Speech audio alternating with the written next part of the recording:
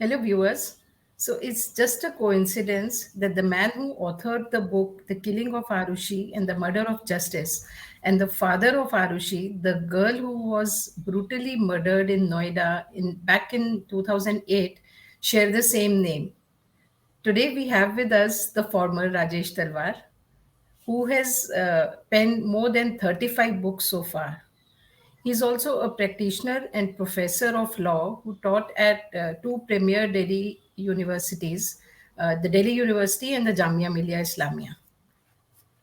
From novels to children's stories, to plays to self help books, to non fictional works on issues encompassing law, culture, and justice, Rajesh has also worked with United Nations for over 2 decades across 3 continents. And now he has come out with two novellas, How I Became a Taliban Assassin and The Murder That Wasn't, which, though very different from each other in the basic story, are sharing the same uh, outward topic of war and justice. Welcome, Mr. Talwar. Thank you very much. I'm so pleased to be here with the uh, Life and More session. And I should mention, since you mentioned my namesake, that actually we share a common name, and we also have two or three other things in common, in Yeah. the sense that he was also living in Noida. I live in an Yeah. army sector that is Arun Vihar, and Okay. my namesake, Dr. Rajesh Talwar, he was in Jalbayu Vihar, Yeah. Yeah. and he also keeps a French beard, like myself. Yeah. So, and in fact, just a week before the terrible tragedy, Yeah. somebody recommended. I had a toothache. I had come from Kabul, and somebody recommended that there is a good dentist. Why don't you go and see him? And Okay. yes, it was just a chance that I did not go to Jalbari, Bihar. Uh, but yes, I share this name with him. I'm Yeah. glad he and his wife have now been declared to be innocent, at least till the Supreme Court decides. Yeah, yeah. And it's a pleasure to have you, Mr. Talwar. So I'll begin in the beginning. Like I'll begin with this book that you've written. Please. So tell our viewers, how did you get the idea of writing this particular book, and how much time did you take? How much of research went into it? Uh, Thank you very much. Uh, I think the research was mostly for the second novella. For the first novella, that is to say, How I Became a Taliban Assassin, I actually worked during two separate tenures with the United Nations in Afghanistan. I worked in Afghanistan for 3, 4 years, and then in the United Nations within the Department of Peacekeeping Operations. Okay. We get transferred from one place to another. So Yeah. I was transferred to Kosovo, then I moved to East Timor, which is a tropical island near Australia. Yeah. And then I went to Geneva for a short period, and then I went to Afghanistan. So I have had two tenures, Okay. uh, which have been for roughly, I think the first tenure was 5 years, and the second tenure was little more than 4 years. So you can say almost 10 years. 10 years. Yes. So 10 years, I've had a ringside view of what has been happening in Afghanistan, uh, being in the United Nations, working in the field, going to small provinces, meeting tribals, ordinary Afghans. So I think my first novella was informed by not so much by research, but by actually being there. And of course, by working there for the United Nations, we had automatically read many documents. So, in that sense, there was a lot of research also. Uh, as far as the second novella is concerned, there too, the research was actually involved in the writing of the non-fiction book, uh, that is to say, the killing of Arushi and the murder of justice. And that actually inspired me. Uh, it inspired me to write the second novella. The second novella is not based on the facts of that case, but it is inspired from that case. Okay. So this Shamsher Khan, you said that you were there, and then you were witness to many things happening in Kabul and other areas. So Shamsher Khan is one character or a mix of a couple of people that you saw there, that you came across or you read about. Well, in Afghanistan, the sad thing is that in some of the UN missions, the military is part and parcel of the UN, which means the UN has overall charge. But in Okay. Afghanistan, the military component was not part of the UN because the people who established the mission there, they felt it would be better for the UN to have a lighter footprint. Okay. But so the UN was, especially our human rights section, we used to be criticizing the Americans and the European partners. They were our partners, but we used to criticize them every time an aerial bombing went wrong. So there would be news reported that uh, some pilot, he made a mistake. There was a wedding taking place, and by mistake he thought it's the Taliban. Okay. Because what happens in Afghanistan is that every time there is a wedding, a few people, to show the grandness of the event, they take up guns and they fire shots in the air. Okay. So the pilots who are flying overseas, they see these guns and they hear these shots, and they think, oh, this is the Taliban. Let's just Bomb land. them. And there have been frequent civilian deaths as a result of these mistaken aerial bombings for one reason or Okay. the other. And it's a huge tragedy. Uh, and a country like Afghanistan, which is a very tribal society, everybody is connected, all the families, the families in India, we used to have large families earlier, but now we just have two, three children. There, it's very common to still have eight, nine, 10 children in the family. Okay. Okay. And so, if something like this happens, there is a huge outrage. And I wanted to fictionalize this. So, Okay. Shamsher Khan is actually an amalgam of multiple characters who went through a similar experience. People who despised the Taliban, they were in favor of modernity. But when an incident like this happens, that your family, you are somewhere else and your family is murdered in this fashion by accident, by an accidental killing, then that turns you against the Americans and NATO. And then you have no option. If you want revenge, that you decide, let me join the Taliban. So, this is also, in a way, the reasons why this great experiment, which went on from 2002 onwards, and finally the Americans and the Western powers had to leave.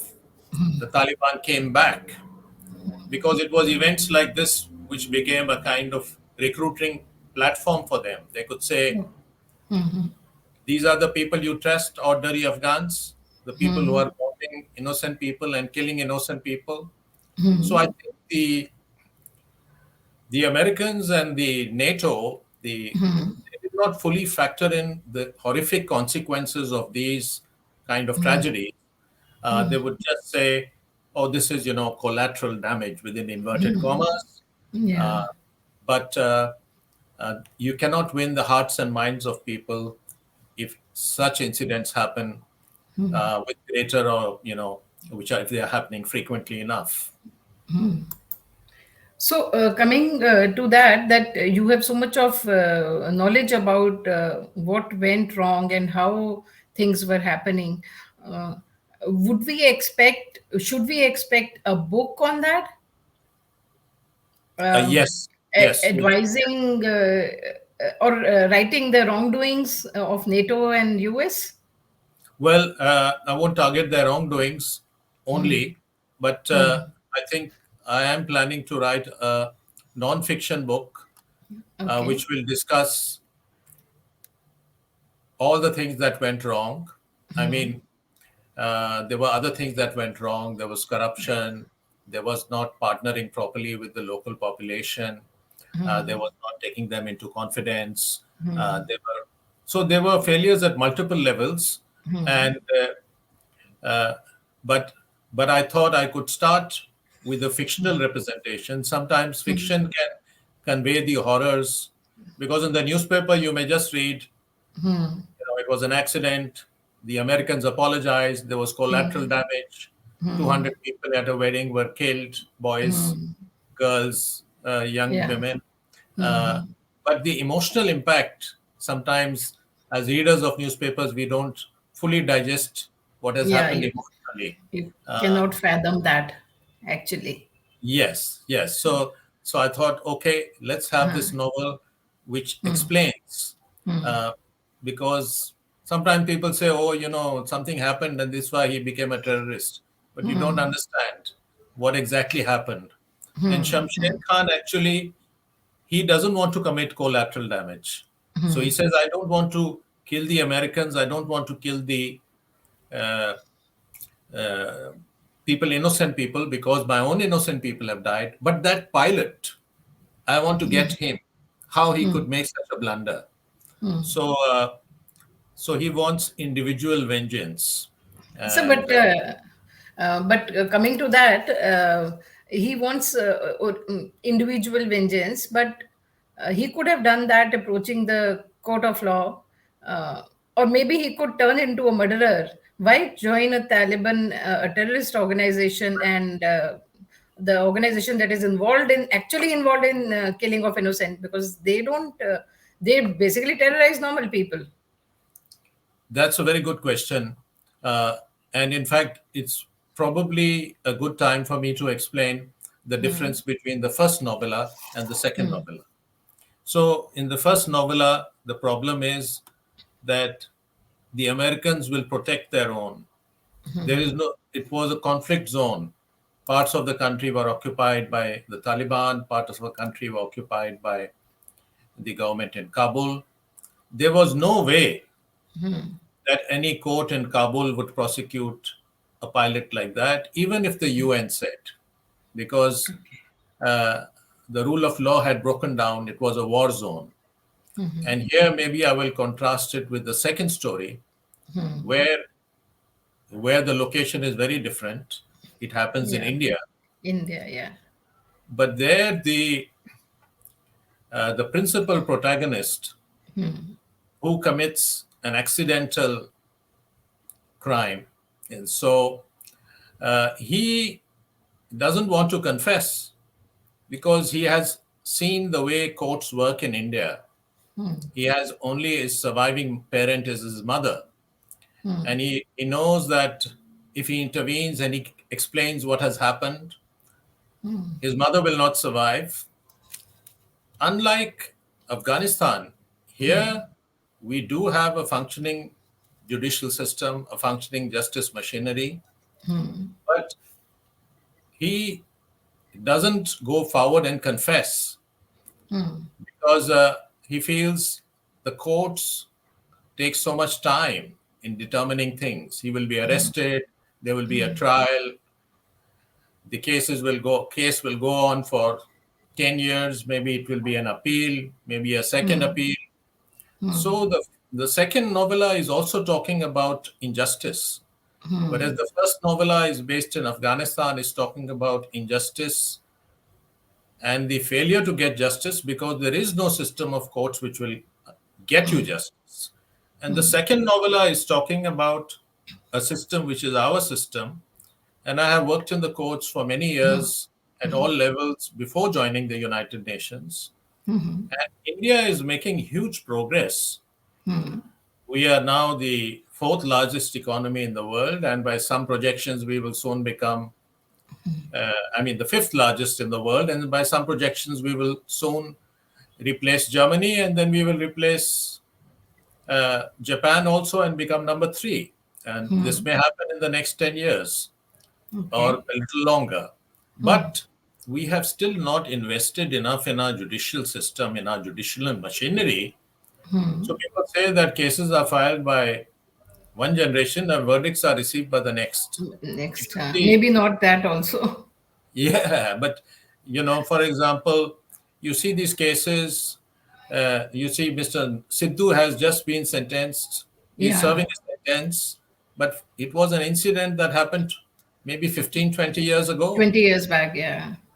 So our the wheels of justice in this country, they move so slowly, uh, and it has been the subject of other writings where I have appealed to the government, in the Nirbhaya case also, appealed to the government, please invest in justice. And there are reasons why governments, whether it's BJP or Congress or any other government, they do not invest in justice because if they make a Faster school,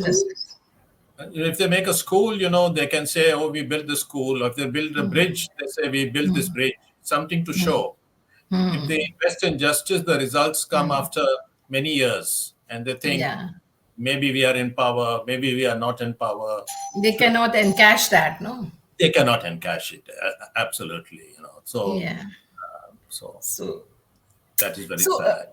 yeah, yeah. So it's basically a justice which is delayed to such a great extent that it doesn't serve any purpose to Hmm. the victim, Absolutely, right? absolutely, Yeah. absolutely, absolutely. In fact, a novella I wrote not long ago, it was called "How to Kill a Billionaire," and I know of that. so in that novella, I discuss similarly a lawyer's sister is raped by a billionaire's son, but he decides, since he has been in the courts, he knows how the machinery works. So he decides to take matters into his own hands because he thinks there will be a battery of lawyers on behalf of the billionaire's son. My murdered sister, my raped and murdered sister, will not get justice. Yeah. And Bollywood sometimes exaggerates, but Mr. Sunny Deol is not wrong when he says, Tariq pe Tariq, Very Tariq pe Tariq. true. So, the cases, they just drag True. on and on. True, true. Acha, I'll come back to the how I became a Taliban assassin. Don't you think that when you are sympathizing with a terrorist, you are sending a wrong message to the society? It's siding with the terrorism. It's not just one person, no? That maybe one person is a victim of the circumstances or the situations, but not all terrorists are, and the terrorism definitely isn't. So Sure. No, don't no, you think no, no, it's like huh, no, no. I think, huh, that's huh, where I think that we need to make a distinction because uh, there are lots of people in the world, lots of terrorists who become yeah, terrorists just through brainwashing, yeah, uh, through the Wahhabi system, which yeah, Saudi Arabia sponsors, true, that they are true. taught that other religions are inferior. So that is one process of becoming a terrorist. And of course, we cannot sympathize with terrorists at all. Uh, and if you see what happens in the first novella actually, Shamsher Khan, he sacrifices his life. He turns against the Taliban, Yeah, and he, because his goes. girlfriend is there, no? His girlfriend is there. That is a cause. But Yeah. he has these misgivings. He says, "I don't want to kill any innocents. It is just that particular." So the story is different. It's not. I would agree with you as far as if it had been a terrorist who just wants, that I will kill everybody else, I will kill all the Americans. But this particular gentleman, he is intelligent enough to realize that this is falling into a trap, that innocents died from my side. I don't want to kill innocents from the other side. I only want one person to suffer. So that would be a difference between. I agree with you otherwise, that one should not fall into uh, sympathizing with people who have to be dealt with very harshly. Yeah, yeah. So how tough was it to weave the two stories together? The Well, theme, the events happening, you have to somehow weave the two together, no? How tough was it? How challenging was it, let me say? I think uh, because it was challenging, but recently somebody asked me which genre I prefer, and I was telling him I'm equally comfortable with fiction and non-fiction, and within fiction also, I'm equally comfortable with children's books, plays, novels. But what I do like is to be challenged. So I had never published in paperback a novella before. And I have also, although you're right that I've written 35 books, but I have also thus far not published a collection of short stories. Okay. So, so this was, I took it up as a challenge that, okay, let's get to the short stories in 2023, but let's Okay. try my hand at a novella. So Okay. So it would be, I would say I enjoyed the process. It was a challenge, it was difficult. And hopefully, sometime next year, we can get back to each other on Short and speak. stories. Yes, yes, yes. I hope so. Okay, okay. I'll come to that question later on about your writing so profuse speed. But let me get back to this book first. Uh, in your postface, you've written that, and finally, both speak of innocent victims and innocent killers. Mhm. So, how do you call killers and is innocent? Well, in the second story, because the first has innocent victims, there is a pilot who is the killer. He's not really innocent. But the second one has innocent killers because in the second story, the parents of the girl, they are innocent, but they are judged to be killers, by the media, by everybody. So they're actually innocent. So they're not innocent killers. They are innocents who are charged with killing. Framed, yeah. That's that's That is it. actually Hmm. the my namesake and his dear wife. I know. Yeah, Yes. that we can make out. Yes. Okay. So you in your story, in both the stories, you have introduced a love angle to it. Mhm. Was it a deliberate attempt, or like was it conceived beforehand that this is how the story will go, or it happened along the way? It happened along the way because one of the other questions I think which writers often ask is whether they plan out a story or they just go along with it as Happened. it happens, Yeah, yeah. and I do both. Okay. So some of my I'm writing a book next year on Gandhi, which is a fictional representation of Gandhi as a small boy. And I'm plotting out everything so I know exactly where the story is going. But in some other cases, I've just gone by instinct. So the story Okay. writes itself. Uh, and in this case, that's what's happened. That's what happened. Okay. That the story wrote itself. I didn't Okay. really plan it out this way.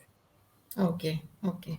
So, are there any plans to shift to light writing, like pure love stories? Because your stories are basically very heavy stories which talk about No, all no. sorts of things. I did a very light story some time ago.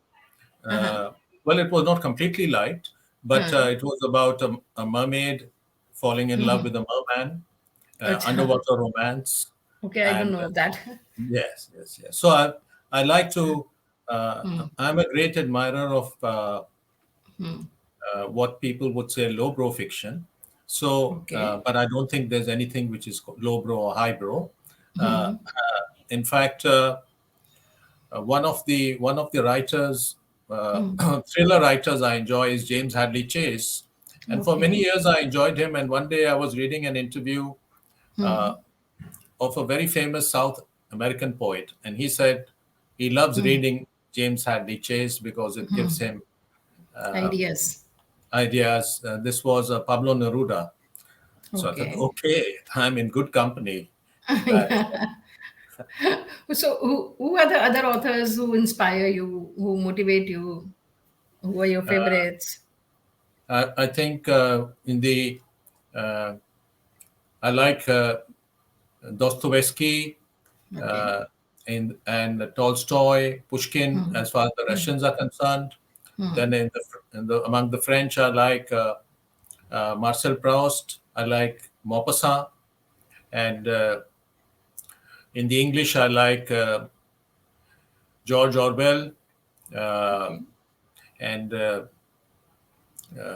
Bernard Shaw, um, Oscar Wilde. I really love Oscar Wilde. So, so more of the classical writers. In the Indian authors? Indian authors, Tagore is an all-time favorite, especially Gitanjali. When I first read Gitanjali, I read Gitanjali when I was a teenager, and I thought, oh, it's very overrated. Ultimate. Then I read him when I was in the 20s, when I was 20 something, and I thought, I don't see why Tagore is so admired. And then I read him Okay. in my 30s, and then I was so overwhelmed that I couldn't. It was like a spiritual experience. I thought, oh my God, this is. So, so I think sometimes it takes, you need to reach a certain age or level Age, of yeah. maturity to That's true. appreciate. That's true. Also, I feel whenever you read a book, you will first time you read, you will get some meaning. Second time you read, you will get some other meanings to it. The third So time you read, but every time you read, you get something from the book. Books have that speciality. absolutely, absolutely. I think Yeah. I'm reminded that once, an admirer of Sarat Chandra, who was a prolific novelist, uh, Yeah. a fan went to Sarat Chandra, who was a great writer also, and told him, Sarat Chandra ji, I think you are a better writer than Tagore because I write your book. I like your books much more, and I think you should have the. And Sarat Chandra was very quiet for some time and thoughtful, and then he said, my friend, you read Sarat Chandra, and Sarat Chandra he reads Tagore. Reads. Go. Also, coming to now that you're talking about Sharat Chandra Chattopadhyay, I read about one of his interviews long back, where he says that whenever he had to write, like he picked up a topic to write about, he would experience that. Like I specifically remember he had written, though I'm forgetting the name, a novel about prostitutes. So he Ah. said that he had went and lived in that society because he wanted to experience firsthand. So that was his method of writing. So, Hmm. what is your method of writing? Well, I think that's something beautiful that he said. I'm reminded of Salman Rushdie, who I admired also greatly. So one of Salman's books on Kashmir, I think it's called Shalimar the Clown. He says when he wrote about the Kashmiri Pandits in that Yeah. uh, in that book, he said, when I was writing, I used to start weeping because I would be overwhelmed by the feelings of the character, and uh, and this has also happened with me, where the characters have been very strong. So you have to sort of get into the mood, and you have to get. So Amitabh Bachchan said last year in an interview, because his own father was such a great writer, he has an understanding, and he said, I think every writer is also an actor because somewhere you have to feel the emotions of the characters you are writing about for them Yeah. to come across authentically. So, so Sarat Chandra went to those places so that he could make those feelings real, Yeah. because the person who is reading, uh, I had a blind read of my first novella, uh, How I Became a Taliban Assassin. Somebody said, let's send it to people who don't know you and let's see their reaction. And so it had a blind read where three, four people read it who didn't know who had written it. And all of them said, whatever it is, one thing is clear that this person has actually lived and worked in Afghanistan. Yeah. So uh, That shows. that shows. That So shows. some people, some writers, they write about settings they don't know. In one or two cases, they might have been successful also. But by and large, uh, the truth, if you are identifying with your characters, the reader can find out, is this authentic, is it not authentic? Hmm. So we can say that whatever books you have written, whatever characters, you've always, almost always come across them in your daily life. Yes, and sometimes you have to, so for example, in this How to Kill a Billionaire book, I was very close to the character because I was a lawyer myself. But I used to get very emotional. Sometimes I would pace around the room, So I would type, and then I would feel too emotional, and I would try to get my gain composure and pace around the room a bit, and then type a bit more.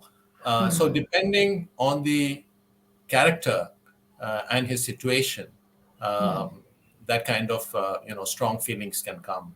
Yeah. So how do you manage to write so much, so prolifically, and like you were a practicing lawyer, Yes, you yes. work and then you write so like one after the other. But I see your books coming one after the other. Yes, well, I think I'm fortunate because uh, one of the things I'm very fortunate, possibly, why I can write so much, is that I haven't been hugely successful. I have been successful. My Nirbhaya book did very well. A couple of other books have been bestsellers within the Indian market. Yeah. But what happens sometimes, the danger of being very successful, for example, if you take someone like Arundhati Roy, her first novel got her the Booker Prize at a very young Yeah. age. Yeah. And when that happens, then the writer becomes sometimes very self-conscious, you know, Yeah. and his creative output freezes. Uh, and that happened, I think, also to Khalil Gibran when he wrote The Prophet. It created such a sensation around the world that somehow he became very self-conscious. He could not write again. Because there are huge expectations from people, no? You want a Huge. better work next. Next should be better than this. Yes, yes, yes. And I think I'll end with the example of Mario Puzo. Mario Puzo, he writes that he wrote four novels before The Godfather. And those novels were reviewed, they were praised a lot. And the New York Times described one of them as a minor classic. It says it's a great novel, but it did not earn him much money. So at the age of 49, he said, Mario, you have to grow up and sell out. You have to write Okay. something that sells a lot. Then he Yeah. said, I began thinking. And then I wrote The Godfather. And The Godfather was such a stupendous hit. Huge hit. Yeah. And the interviewer said, but what is interesting, Mario, is that after The Godfather, you wrote nothing. So he said, what happened is that then they decided to make a film. They asked me to write a screenplay. And I became a junior partner in the Godfather business. So, so it can happen that if you have stupendous success, the downside of it is that your But creative I'm juice. sure, yeah, but I'm sure it's not a conscious decision on your part to not write a like successful novel, No, a it's not hit a conscious novel. decision at all. It's not a conscious decision at all. But I have some perspective uh, on the on the on the issue because I understand the limitations of publishers and how, and I want to actually say something like this to encourage other writers who may be struggling. If you see the latest Booker Prize winner, the two Booker Prizes for this year, uh, 2 days ago, the Man Booker Prize went to the Sri Lankan author. Yeah, And few months before, it went to Gitanjali Shri. yeah, the Now, translation work. yes, for Ret Ki Samadhi or Tomb of Sand. Yeah. Both these books, what is interesting is they were published by very small time publishers in England. And because they have been awarded the Booker Prize, both of them have been catapulted to instant literary stardom. But it was just a chance because the Sri Lankan, Mr. Shehan, he says his book was actually already published by Penguin, 2 years ago, but he wanted it to be published internationally. But Penguin India said, no, no, we can't do international. So he looked around with a lot of difficulty. He found a small publisher in the UK who took it out. Something similar happened to the book by Gitanjali Shri. Gitanjali Shri's book, all the mainstream publishers turned it down. And her book was published by a British charity. So not even, a non-commercial British charity, something very small. Yeah. Now the big publishers, they're all teaming up with these small publishers uh, because those small publishers, they don't have the uh, infrastructure to promote the book worldwide. The But resources. yes, but the point is that it is also chancy. There is so much good material there. There is so much, I have been very fortunate because I have tasted a certain level of success in my writings. And also, I've been fortunate because I haven't had to depend on it for financial income. Uh, but I have great sympathy for those writers. And I know there are many, many talented people in the world who have been ignored. In fact, Kiran Desai, another Booker Prize winner from India, she got it in 2006 for The Inheritance of Loss. In an interview, she said exactly this thing. She said, it is so much of luck in this whole business. I got the Booker, but I could so easily have not got the Booker. So I think I invite your viewers to reflect on the fact that let's not be guided only by the Bookers. There's lot Exactly. of beautiful writing there, and Exactly. And not even the publishers. It doesn't matter. These days, many books are self-published also. So there correct, are correct, some very good books that are coming in self-publishing sector also. So it actually absolutely, doesn't absolutely, matter. It actually absolutely. doesn't matter. In fact, the Sri Lankan's first novel, which is why he was very skeptical of. He had the confidence that Penguin India is wrong, and he went looking for a small London publisher because his first book was self-published and it got the Commonwealth Prize and two other big prizes. The So story matters. yes, and The story uh, matters. so I would also, through this forum, to your viewers, to any publishers who are watching this, I would urge them not to be cowards. Of course, there are challenges the publishing world is facing, but at the same time, uh, what these Booker Prizes of this year tell me is that publishers are cowards, not only in India and Sri Lanka, but also in the United Kingdom, because Everywhere there's they want bigger names. They don't yes, want to patronize the smaller names or upcoming authors.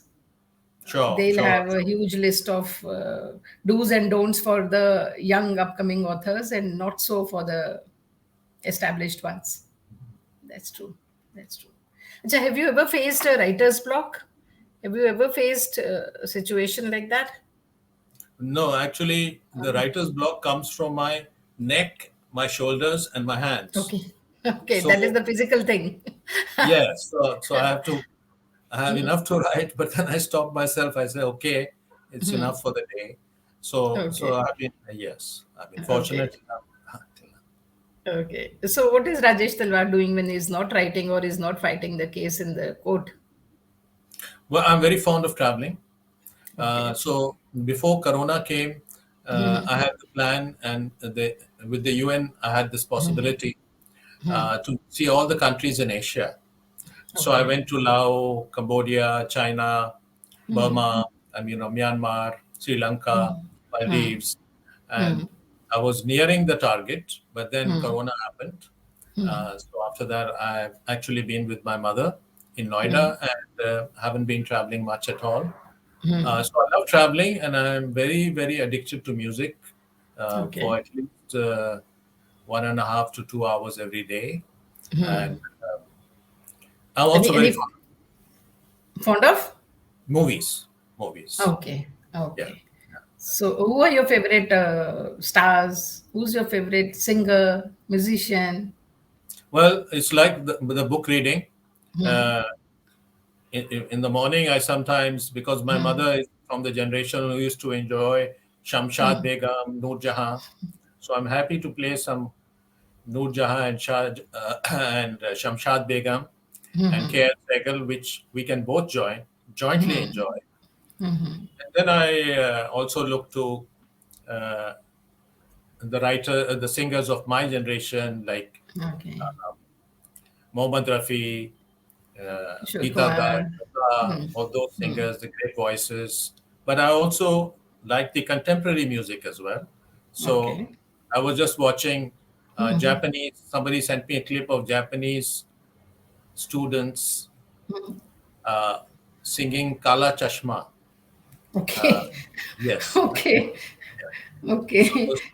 so Indian culture and music is traveling. So you Uh, had the video of these small Japanese girls who are dancing and singing Kala Chashma. So, okay. all kinds of music, all kinds of movies also. So, Okay. Okay. And what's your next book? You said that it is short stories that you are well, working on? yes, I'm working on a collection of short stories, and also I'm thinking of doing a play on Mahatma Gandhi, That you because said. yes, so So we carry on, carry on. and I'm thinking of also. Uh, I'm encouraged after reading Tomb of Sand to Okay. do a small book on partition, on the Okay. partition of the country, a fictional narration. Okay. So we expect these books in the coming 2023, or you paste Yes, them? yeah, Gandhi will be out. The Gandhi book will be out very soon in January. I think on the occasion of his death anniversary, Okay. 30th January, we'll release it, and Okay. then the other books we'll see about that. But uh, Okay. so next one will be on the Mahatma Gandhi, yes. Okay. Okay. But as a Okay. child, as a child. Mahatma Gandhi as a child. Yes, focusing on his Okay. childhood years, Childhood. Okay. Okay. because Okay. it will be a play for children. Okay. Okay. Okay. Okay. Thank you so much, Mr. Talwar. It was nice talking to you. And all the best for your future writings. And we hope, but I also hope that you will write one non-fiction book on what happened in Afghanistan, Correct, what is correct. happening No, there. that is also very much Ah, on the agenda for next year. Thank you, okay. thank you. That's Okay. important. It Yeah. was really nice to be with you and to chat with you. And I hope we Thank can you so have the much. same opportunity again next year.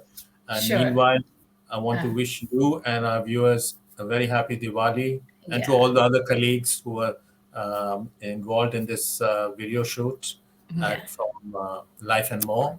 Hanji. So, thank you so much. Yeah. Happy Thank you Diwali. so much. Yeah. Happy Diwali. Thank you so much.